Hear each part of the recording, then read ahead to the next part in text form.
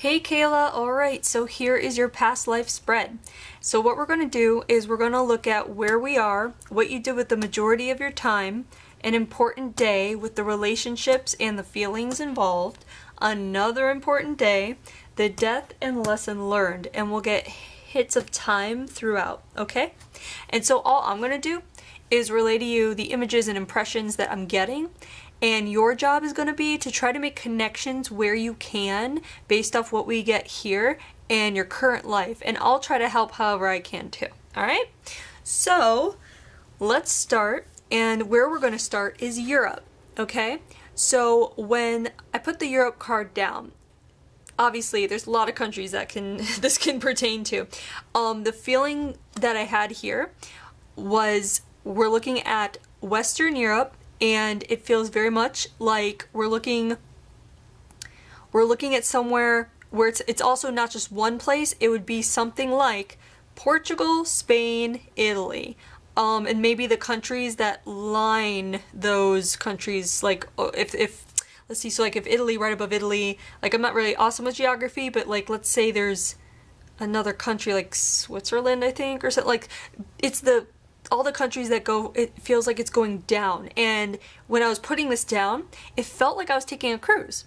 So it feels like we're looking at someone who might have a home base, but he goes, and this life here is a male, and it feels like he goes from these places and he goes around these places for business, but also pleasure. It also did feel like taking a boat along the coast kind of thing. There's something about boating, the waterways, moving, going around for business, touching base for business and pleasure. And there's also a distinct feel of gambling involved as well. So this man would go to wherever he had to go for work, and he would partake, it feels like, in gambling, either on the ships or in places where, like, what we would say, oh, the seedy joints, like that kind of thing. Like he would know the places to go for good, like gambling, and there's alcohol involved. And this man, what they're showing me is, they're putting me in his already, where it's like maybe right before middle age or at middle age. They're putting me like in his prime of adulthood, basically. And this guy is, unhealthy. Like he's, what's it called? Overweight, and he doesn't take care of himself health-wise. But at the same time, it's not like people look down at him for this. It's almost, it's like how it is today, like how guys can have more weight on them and be okay, and chicks they're supposed to look a certain way, like that kind of thing. So it's like he's very much a product of his time. So, but he very much is overweight, and it has to do with overindulging, kind of gluttonous in a way. It doesn't mean we're looking at a bad person or anything, bad, whatever that means. But I'm just trying to show you the image of this person that I'm getting. What do I also want to say? So there's this guy, and he gambles. He goes down. Okay, sorry, I'm just like seeing what information comes in, because sometimes I don't just go in order, because there's a lot of information coming in here, which is interesting. But what we can be doing already is making some connections. Okay, so some connections. One, do you feel pulled in any way towards Spain, Portugal, Italy, like those countries, or Western Europe? Is that a place you feel like you want to travel to? Or is that a place where you've seen photos of and you go, you feel like you vibe with it? You're like, wow, that's so beautiful, I wish I could be there. Or, oh, that looks familiar, or that feels familiar. Anything where it vibes with you. People also tend to decorate in certain styles when it comes to past lives. So if you're someone that likes the Spanish style, it could be architecture, it could be interior design, it could be art, it can be anything. It could be even literature, If you vibe with anything, it feels very much more than anything, feels Portuguese or Spanish is what it feels like. But there's a touch of Italy too, and it feels like Italy isn't so much work as it is pleasure, but there is still work. Almost like what he does, he makes it where he's able to go to these places for work so that he can also have fun, if that makes sense. So connections in that way of where we are. Any connection having to do with water, boats, whether it's a fear of water or it's a love of water, love of boats, love of the idea of getting on a cruise. I guess not just a cruise, but it's also like themed cruises. I don't know, but keep that in mind when it comes to waterways, boats, any connection with that. So there's that. Okay, so also the moving around for work. You could be somebody who likes to be mobile. You like to travel. You like to see places. You like to get out of the home. You like to, it could be as simple as if, let's say something's needed for the household, you're the first one to be like, I'll get it, that kind of thing. On the other hand, because we're looking at a very mobile life, you could have come back, having already experienced mobility in that way, you could have come back into this life as someone that just is such a homebody, wants to hang out at home, wants to be rooted at home, doesn't like to move around a lot, that kind of thing. So you see, you can make connections in virtually extreme opposite ways, just depending on, what you've experienced here and what you've come back to experience. So keep that in mind when you're making connections. So let's move on to the next important, what am I saying? Let's move on to what you did for the majority of your time. I feel like I've been talking so much that we've already gotten to an important day. But what you've done with the majority of your time here, this is the take care of me card. And why we're seeing this, a lot of times we see this when it's like a sickly person that needs to be taken care of, or when it's an heiress that is being taken care of by her family, right? That kind of thing. Well, this is kind of like the second one. We're looking at somebody that comes from a good family, and we're looking at somebody who basically was taken care of until he could take care of himself easily. Basically, he was, because of his family or where he came from, he was put into the position of power that he became, or that he stepped into. And once that happened, then he really didn't have to be taken care of in the same sense, but he was pretty much taken care of all of his life, even through his career.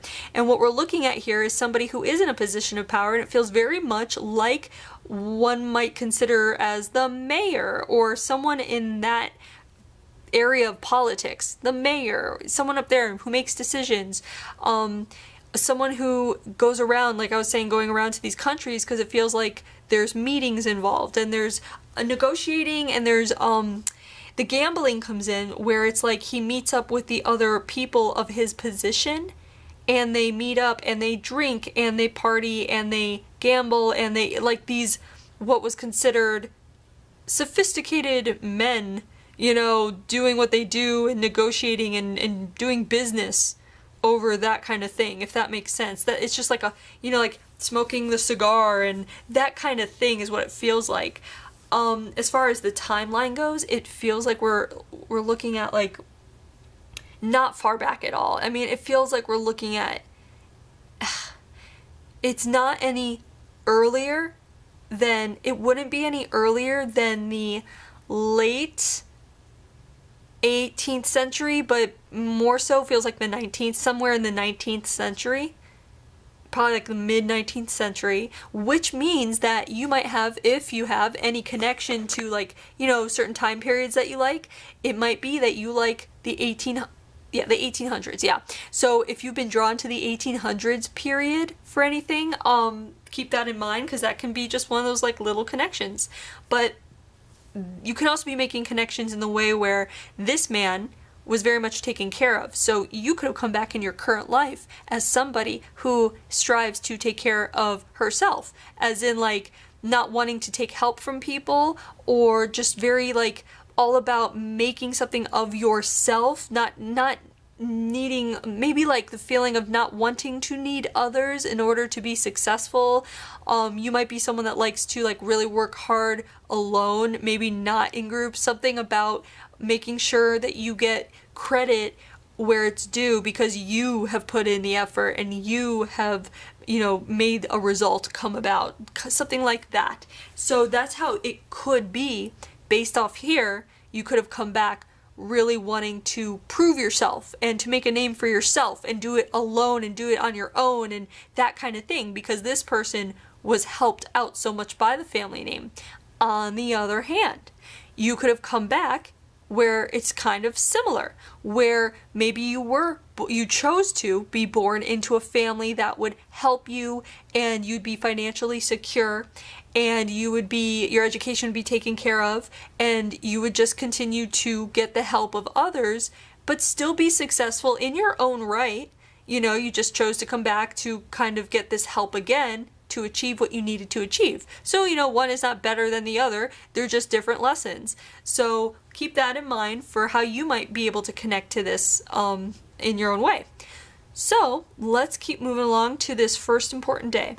Now, this first important day, this card is the conquered, or they have come, or the welcome card. And that just means that there are new people involved, and they're either coming to like take over, or they're coming like as allies. So I'm just trying to see what is happening here, because what I'm getting at here, what it feels like is actually it feels like an election, and it feels like we're looking at the day of your election, quite frankly. And again, it feels very much like a mayor. So you actually might have a connection in one. You might be really good at leading people, leading a group, being in charge, giving directions, being able to multitask, being able to handle multiple problems at the same time.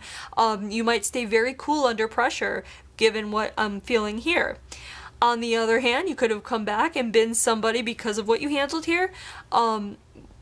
Being a mayor, politics, blah, blah, blah, you could have come back and you're completely exhausted from it. So your soul would have come back to be like, screw that. I don't care about politics. I don't care about leading anyone. I just want to mind my own business, have my little happy home and happy family to worry about, and not give a hoot or, care about dealing with all the pressure or responsibility that comes with managing people.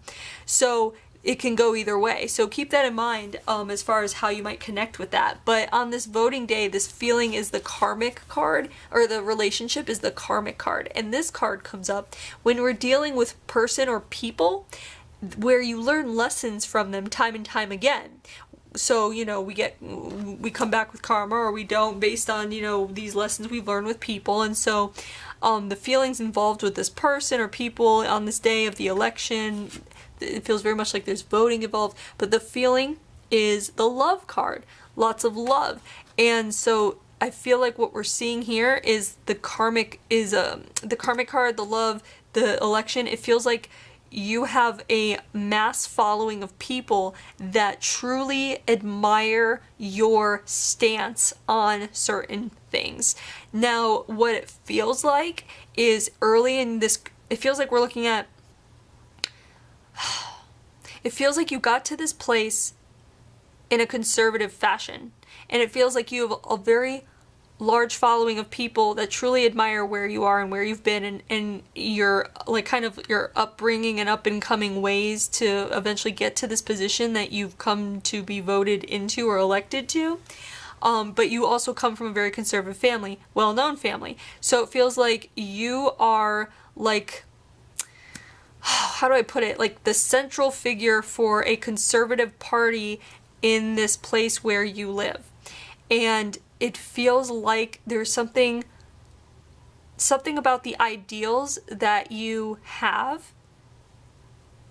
It's almost like this karmic card isn't really, it's not just the people, it's the ideology that you are portraying, or the ideology that you're spreading, or whatever it is, that is the karmic card.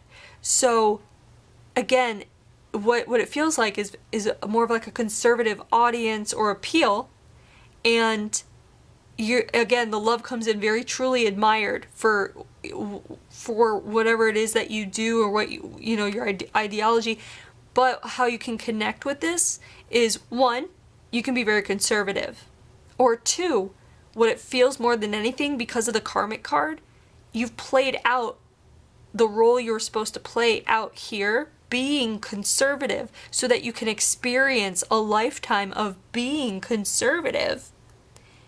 And so in your current life, you may have chosen to come back and be born and be completely opposite and very liberal, possibly even to the point where you are very against conservative ideals. So it's not like you're neutral. It would be, because of this karmic card, it just feels like it's so strong here. It feels almost like an intensity because you changed minds of people, or you, not changed minds, but you, what's the word? You fulfilled like these people's, I can't explain it. It's almost like you touched so many people and you led them along a certain path with a certain ideology, which felt conservative, that the karmic card means, if anything, why it would be coming up here is to let you know in your current life, if you find that you are very democratic or very liberal or very anti-conservative, or if you have any kind of almost like a fervor against conservative politics or conservative thinking, narrow-minded thinking, that kind of thing, it would explain it. This would be why. So you've chosen to come back in this life to experience that because of what you experienced here, and you're playing out the karma on either end now. So you had this end of karma, and now you've come back on a more liberal end to play out the karma that you created here. So keep that in mind if that speaks to you, and if not, that's totally fine, but that's just what it feels like here. Now, the next important day, here is the Enlightenment card. The Enlightenment card is interesting because we usually see soul growth with that card, and then the relationship is soulmate. Whoop, soulmate, there we go. Yeah. Sorry about that little glint right there we go. And then the feelings is torn. Oops, torn. Okay, so what's really cool is when this soulmate card came through, it usually means another person, it still might, but what actually came through right away was that it meant a part of your own soul, which is interesting. It's with this card because we're talking about soul growth. So what it really feels like is we're fast forwarding some years into the future. It feels like we're fast forwarding to what I guess possibly like retirement, though I don't know if you're retired, but it's like the age of retirement. It feels like this man that I saw that they showed me now has like white, like gray white hair kind of thing, like much older, like dare I say senior citizen status. And so what we're seeing here is this time comes when not everyone goes through this, but a lot of people do, like a review of their life. They have this moment, this period after everything's said and done when they look back in hindsight. And in this hindsight of him looking back, and it feels very much like he's coming to the end of his life, he looks back and there's this opening and there's this realization and wisdom that comes through that some of the things that he used to believe just don't feel right anymore. They don't, like he didn't, basically it feels like this very conservative politician did not finish his life out adamantly believing in his ways and that there shouldn't be change. Does that make sense? Like you know, usually like they go, like if they're this way, they'll just die that way, and they'll take, you know, like, and everybody will remember them as this, you know, heavily either conservative or whatever they believed in it till the end of their days. There is a time, and it's near his death, when there's this thing where he didn't expect it, but like it's almost like a perspective change and something lifted, like how we might hear like, oh, there's a veil, like we were born with a veil where we don't really see like the truth of everything and we have to figure stuff out on our own, spiritually speaking. And it feels like the veil has been lifted, or, you know, like the curtain has been opened or whatever it is. And he sees there's like this truth, this day of like truth, and I'm trying to see why it comes about, but it does come about. And this is why there's its torn feelings. It's like these feelings of having a lifetime believing in one thing, and then your eyes open. It's like almost like a new, someone added, like someone gave a piece of information, like a piece of information was discovered that kind of just like threw him for a loop, like spiritually speaking. And I'm trying to see if this soulmate card has anything to do with it. There's something like, so okay, so what's happening is it feels like there's something like a young person is introduced during this time, almost maybe like a grandchild. And it feels like there's a bond between this old man and his grandchild. And it feels like the grandchild is displaying attributes that he was adamantly against in his youth during his prime. I don't know what that might be, but he's displaying attributes or personality or lifestyle or something that the guy in his prime was against because he was conservative. And it feels very much like, even though this grandson of his is something about him is in opposition to what he has been spouting his whole life, he's realizing at this old age that he couldn't possibly not love him. So it's like on this day, I'm getting goosebumps talking about this, on this day, we're seeing love conquer ego. We're seeing love conquer ego. The truth of the soul, like the love of the soul, the love for your grandchild, the love between these two. There's no possible way he could say, like, there's no way he could condemn this grandchild, is what it feels like. And it feels like because of that, he has to create space in his heart or his mind or his politics. He has to open up a new space that would allow him to accept the grandchild's difference so that he can continue to love him, because it's like there's no way he's not going to love this child. It's kind of an amazing feeling I'm feeling. And so the feelings of being torn is, again, because so late in life he's coming across this very personal thing where it's never been personal before, and he has a choice. On a soul level, there's a choice that can be made. He can continue and stay unchanged and unmoved and deny love to this person because maybe he doesn't understand the person or it just goes against everything he's known. Or he can choose love and choose to let go of preconceived notions and choose to let go of his past, essentially, of who he was, in order to open up and create space for this child. In his heart, in his soul, whatever. And I feel like he makes that right choice. And it's kind of like this really amazing feeling I'm feeling. Because this man now is changing into someone he's never been before. And it's also this message coming through that has been actually coming through in a theme for me for the past week or so. This amazing message that you can change your life every day. It doesn't matter how old you are, where you are in life, what you've just told somebody, what you've just said or thought. You can choose. Every day can be a new life. Every day can be a new you. You just have to make the choice. And it's as simple as making the choice and putting ego aside to make the choice to let love override the ego. And I feel like that is what's coming through here. So keep that message in mind, because I feel like that would be coming through, and it comes through so strongly. So just keep that message in mind. And we're going to go to the death now. Whew. Let's go to the death. This is disease and illness card. And I can tell you right now, this is alcohol. So it feels very much like alcohol related. And what it feels like is just like, you know, the shutting down of the usual organs, I guess, that would shut down with that. There is a slight pain that occurs in the lower part of the body, around the belly area, wherever that might be. I'm not really sure.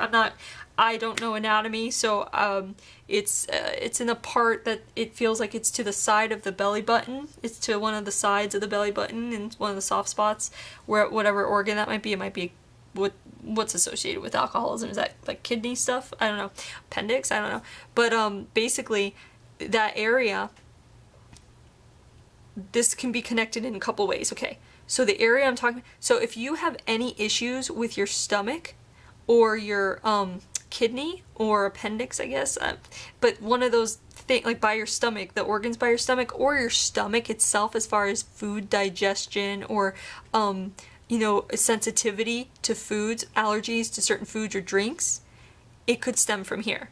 Also, if you have an addictive personality, it can stem from here as well. Also, instead of addictive personality, you could be someone that's like, I'm never touching alcohol and I'm never touching drugs and I'm never doing that. So it could be one or the other kind of thing, just based off the death of it, you know? So that's how it can happen sometimes. But mostly I feel like just keep in mind if you do, again, have any allergies, like food or drink allergies or sensitivities, if you have stomach digestive issues, which would also, like the bowels too, like IBS or something, and then, or the like kidney issues or internal organ issues.